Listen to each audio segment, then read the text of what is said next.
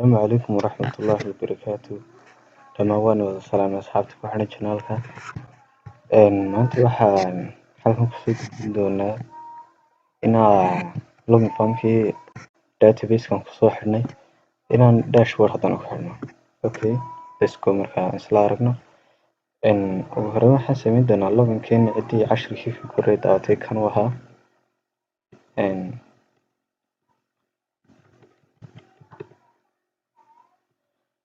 login successfully database noogu xidhan yahay. haddii si loogu xidhaad garanayna casharka ka horreeya soo daawan doontaa. login successfully waa kaas. login successfully da baan samaynaa inaan xagga login successfully noo soo dhigayo inaan dashboardka geyno. Okay, markaan isla aragno waxaan tegaynaa folderkeena halkii noo yaal login 4 bay nooga qorneyd. waxaan rabnaa login 4 inaan qaybtiisa connectionka ee loginkiisa inaan soo sameyno. qaybtan weeye intan hore oo dhan database wixii noogu xidhan yahay. waxaan samayn doonaa inaan halkaa login successfully daas waa login successfully daad arkaysiin. login successfully daas waa loginta marka halkan la gasho loginta marka halkan la gasho inoo soo baxayso weeye. loginta marka halkan la gasho inoo soo baxayso. marka insha Allah taas waan kusoo bedeli doonaa. halkaas waan masaxaynaa intaas si ay dashboardkii noo geeyo. xogtii dashboardkii noo soo akhrin lahayd sida loo geynayo iyo halkaas soo gelinaa. waxaa odhanaa inta echo ay ku qorantay message soo daabacaya iga tir. message-ka inta lagu soo qoray inta gacanta ku qoray aad iska dheeraanaysaa. iska soo copy garaysanaya enter way mysql taasaa keenaysa copy soo dhig. tan waxay qabataan inoo sharxi doono. halkaas soo geli control v mysql database db oo database way ka dhigan tahay query ahaan inaan markuu username iyo password waxa sax noqdaan.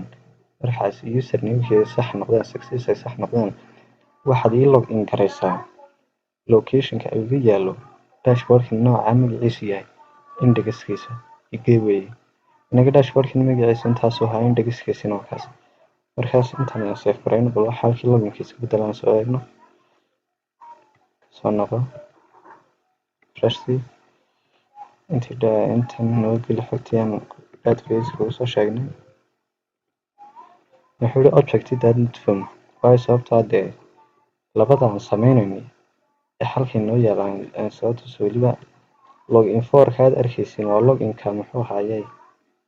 login 4 kani waa loginka haddaan haysano dashboardka inaan geyno aan rabnayna waa kaas weeye. labaduba maxay yaalaan same folder kuma jiraan laakiin is ag yaalaan soo maha.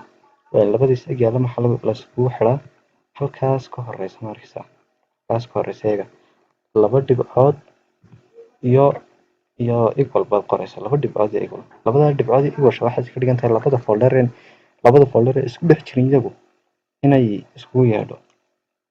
okay, save garayo. hadda intaan soo tijaabiyo object not form buu lahaa intaan loginkii ku noqon baa refresh day waxa isbedelay waxbay soo bedelay soo maha.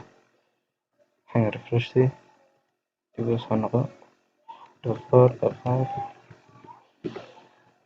okay toos muxuu inoo keenay dashboardkii. kaliya maxaan sameynay inaan halkan ugu sheegno markaan odhanay username in waxaa sax bay noqdaan.